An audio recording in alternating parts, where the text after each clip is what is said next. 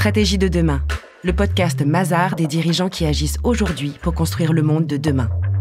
Ils réinventent l'organisation du travail, défendent l'excellence française à l'international ou encore s'engagent pour une rentabilité responsable.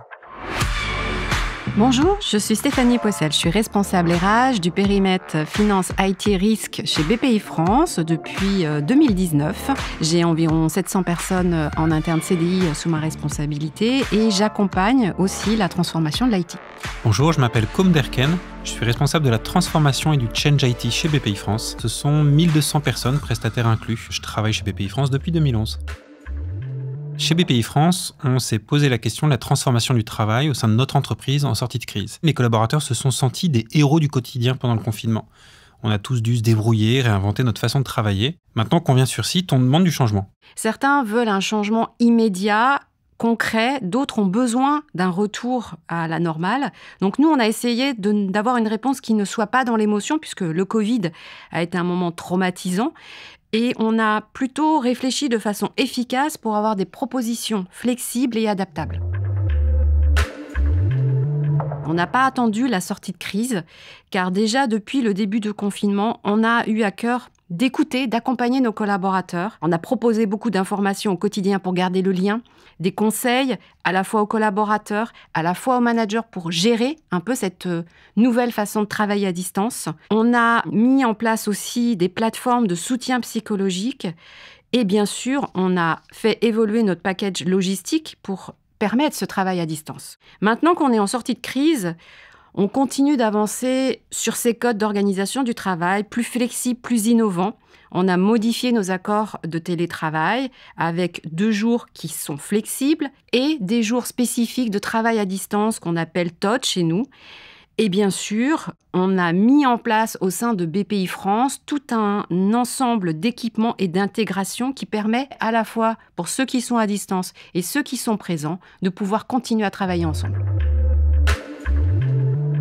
On a commencé à transformer l'IT avant la crise. On avait déjà commencé à innover sur cette transformation du travail en testant des logiques, notamment de bourse aux missions pour les internes. Donc, ça permet aux collaborateurs de se tester, d'expérimenter pour 3 ou 6 mois des nouveaux métiers, développer de nouvelles compétences. Et on avait aussi expérimenté une première notion de télétravail un peu différenciée avec une présence alternée des équipes agiles sur les plateaux. Et le Covid a accéléré ces processus et cette transformation de l'organisation du travail. Alors, c'est pas tout à fait inné de se dire si je fais une transformation technologique, je vais aussi transformer l'organisation du travail. Nous, on pense que les deux se tiennent parce que la population IT est assez spécifique. On est face à un marché qui est très tendu. Le travail à distance est par ailleurs très adapté à ce type de métier-là. Et donc, on innove sur cette population en particulier. Là où historiquement, par exemple, toutes nos équipes support sont centralisées au siège de BPI France à Maisons-Alfort, sur la population des informaticiens, on ouvre nos recrutements en tout point de France. Effectivement, la transformation technologique va aider à la transformation de l'organisation du travail. Avoir des PC portables, par exemple, équiper tout le monde en smartphone, basculer sur des logiques de BYOD, c'est-à-dire Bring Your Own Device.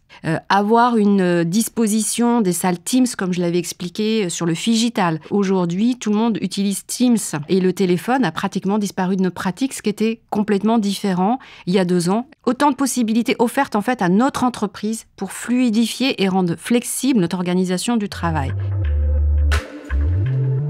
Chez BPI France, on a entrepris une transformation agile. On a beaucoup d'ambition sur cette transformation-là et je vais prendre quelques minutes pour vous expliquer comment elle se traduit opérationnellement. D'abord, on s'est dit qu'on ne pouvait plus avoir des projets qui duraient 2 ans ou plus. L'agile, les méthodologies agiles, elles permettent de délivrer de la valeur, tout le temps, par petits pas. Et comme ça ne peut pas marcher si tout le monde ne fonctionne pas au même rythme, chez BPI France, on a choisi de déployer cette méthode sur l'intégralité des équipes informatiques. C'est ce qu'on appelle l'agile à l'échelle. Il faut se rendre compte que stratégiquement, BPI France a un projet qui est d'être une fintech avec un réseau.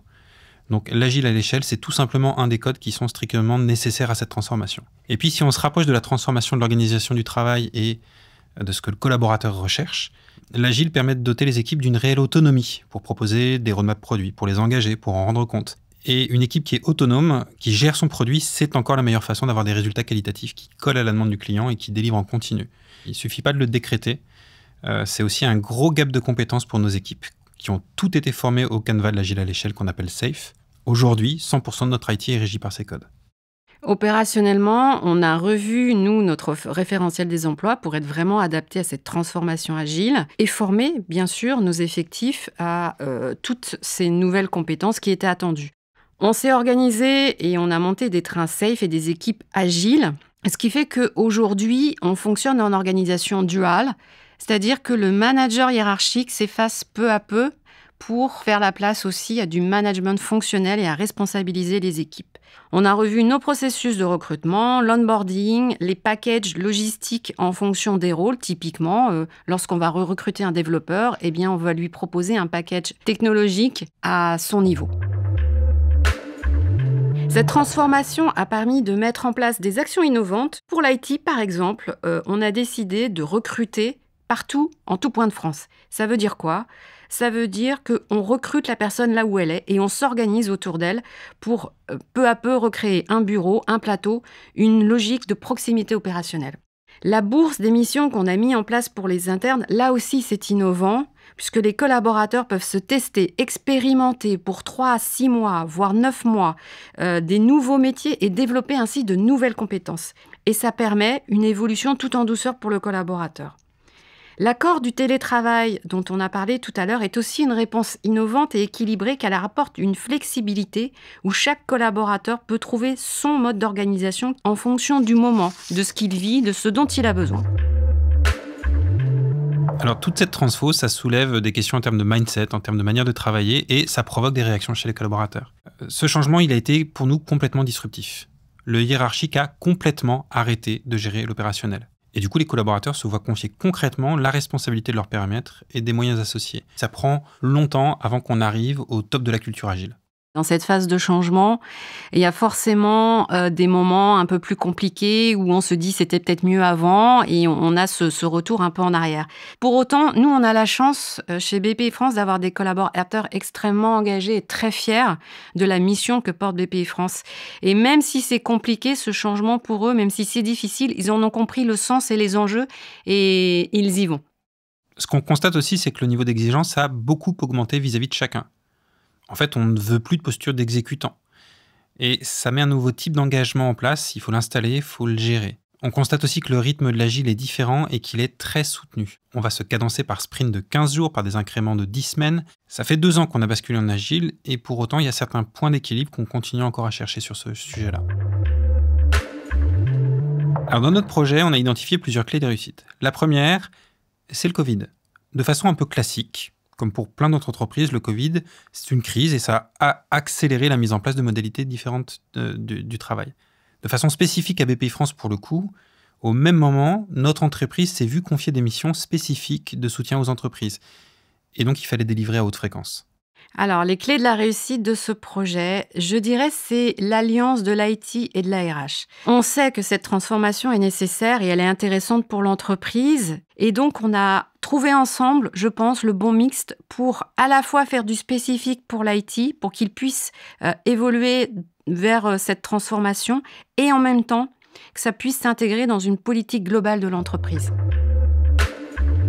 Quels sont les bénéfices qu'on a pu observer à la fois pour l'entreprise et pour les salariés ? Je dirais qu'avec les initiatives du type bourse aux missions dont on a parlé, c'est un mécanisme d'évolution doux qui a été apprécié dans ce moment de grande transformation.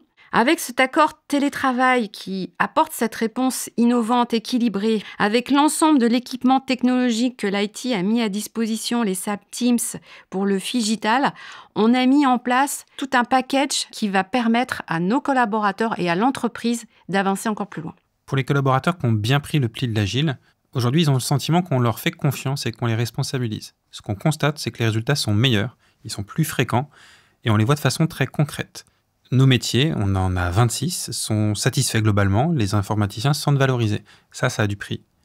Et puis de façon très concrète, début 2022, nos métiers ont souhaité confier plus de budget à l'IT. Pour nous, c'est le signe d'une perception de la valeur qui leur est délivrée. Alors, les objectifs et les enjeux RH pour l'année à venir au sein de BPI, c'est d'abord recruter. Il faut absolument sécuriser notre évolution, aller vers des ratios internes-externes qui soient satisfaisants et bien sûr, toujours former et accompagner nos collaborateurs dans cette montée d'évolution de compétences. Autre objectif, c'est stabiliser. On est maintenant dans un temps de la digestion. Il faut qu'on prenne du temps pour que tout le monde assimile ces nouveaux cadres, ces cadres opérationnels. On a pu dessiner des choses, mais la culture, ça met du temps à infuser jusqu'au bout. Donc notre vraie réussite, ce sera quand les fondations auront été définitivement stabilisées.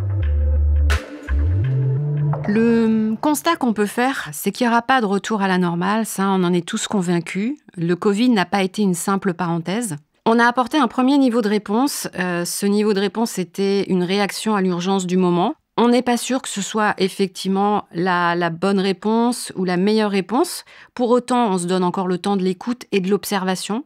BPI France est une structure innovante, la DRH aussi. Et donc, on saura s'adapter comme on l'a fait jusqu'à présent. Face au Covid et face aux nouveaux besoins, on saura trouver les bons niveaux de réponse. En conclusion, moi, ce que j'aimerais dire, c'est que la mission de BPI France, elle est magnifique. Elle a une stratégie qui est ultra ambitieuse pour les entreprises de France et elle a 4 valeurs qui sont l'optimisme, la volonté, la simplicité et la proximité. La transformation qu'on a choisi d'opérer, qui est une transformation agile, elle correspond parfaitement à ces cadres et on ne saurait pas servir la stratégie sans ces nouveaux codes.